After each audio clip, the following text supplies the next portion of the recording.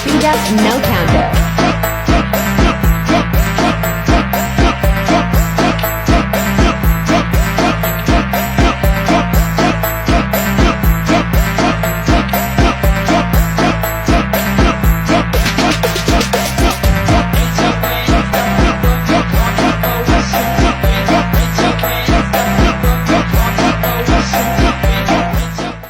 Fungsi sistem kemudi adalah untuk mengatur arah kendaraan dengan cara menggunakan roda depan.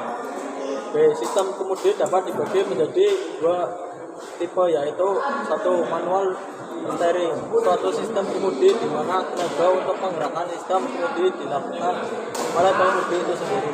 Dua, power steering, suatu sistem kemudi di mana tenaga untuk menggerakkan sistem kemudi disamping oleh pengemudi itu sendiri juga dilakukan oleh suatu mekanisme yang bekerja secara hidrolik. Cara kerja. Bila steering wheel roda atau roda kemudi diputar, steering column atau batang kemudi akan meneruskan tenaga putarannya ke steering gear atau roda kemudi. Steering gear memperbesar tenaga putar ini sehingga hasilkan momen puntir yang lebih besar untuk diteruskan ke steering linkage.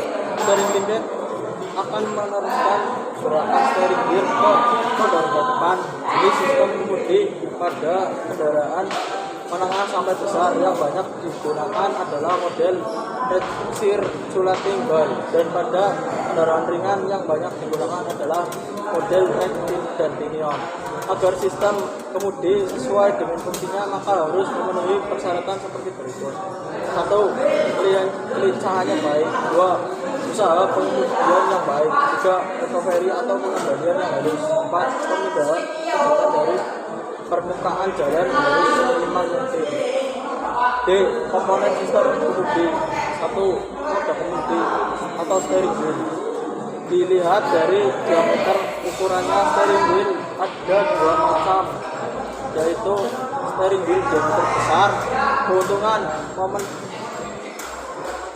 Keuntungan momen yang digunakan besar dan lebih stabil.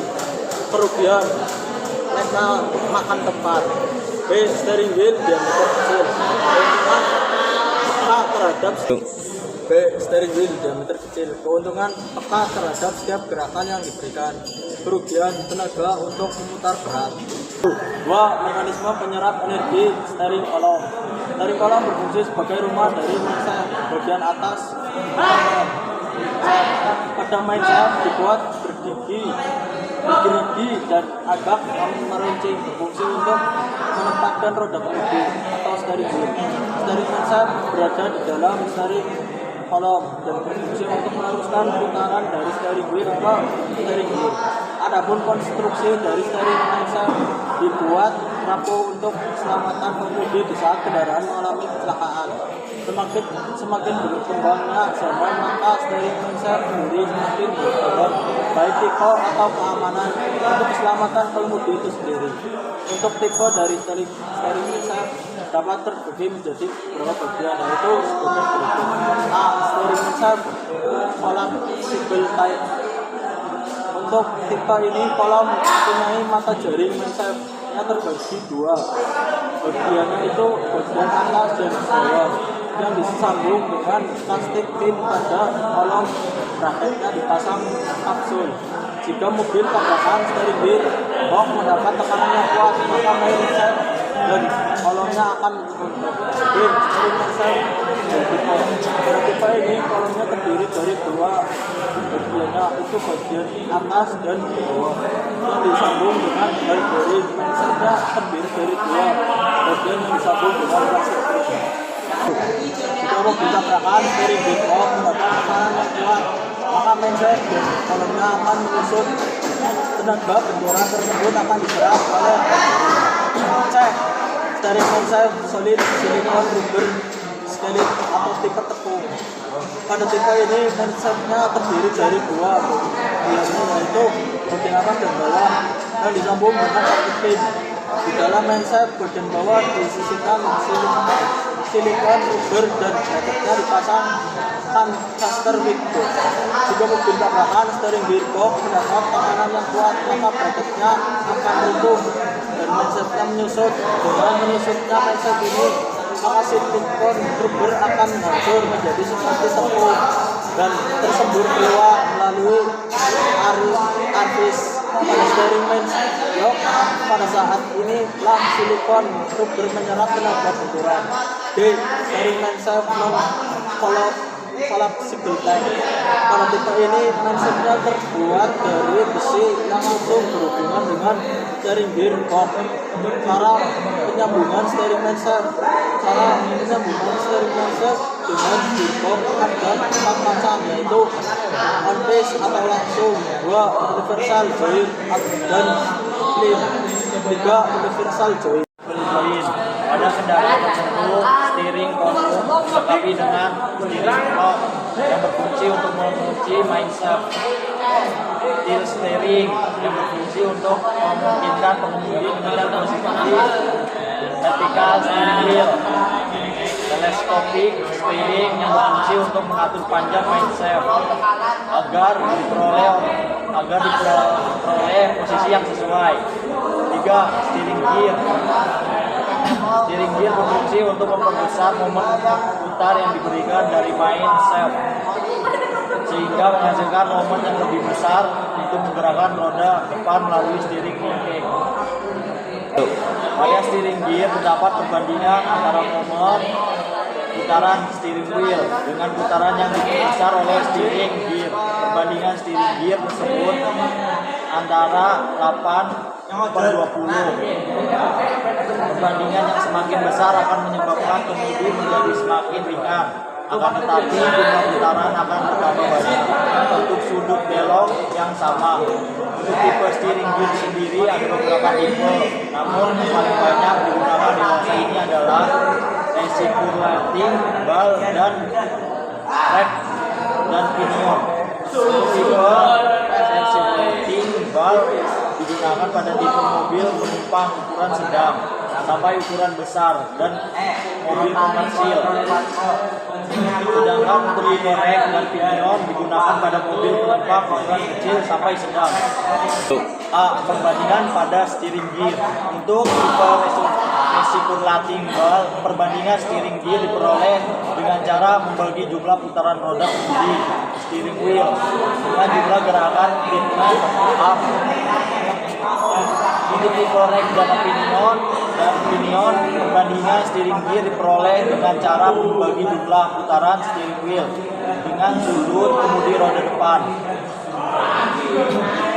B. Steering gearbox.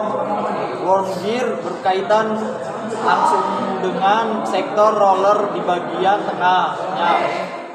Pin yang berbentuk virus bergerak sepanjang worm gear. Pada bagian bawah mainshaft terdapat kulit dan sebuah mur. Tipe steering gearbox. Worm gear berkaitan langsung dengan sektor roller di bagian tengahnya. Pin yang berbentuk virus bergerak sepanjang worm gear. Pada bagian bawah mainshaft terdapat kulit dan sebuah nut terpasang padanya. Pada nut terdapat bagian yang menonjol dan dipasang luas yang terpasang pada rumahnya. Peluru atau bal diisikan dalam lubang-lubang nut untuk membentuk hubungan yang mending antara worm gear. Gerak putar pinion dirubah langsung menjadi gerak mendatar, berfungsi jam dan lengan. Tetapi goncangan yang diterima dari permukaan jalan mudah diteruskan ke roda kemudi. Untuk tipe racing ball atau pengapit 2 sektor 2 kemudi 4 pantalan peluru 5 kemudi 6 peluru 7 pantalan kemudi. Cara kerja roda kemudi putar, maka gerakan ini diteruskan ke back from step atau poros cacing sehingga umur akan bergerak datar atau ke kanan. Sementara rod bergerak seperti sabga akan itu berputar menggunakan pigman alam yang diberikan ke roda depan melalui batang kemudi atau steering indicator. 2. Steering gear tipe rack dan pinion. 1. Ball point. 2. Tip rod. 3. Pinion. 4. Rack. 5.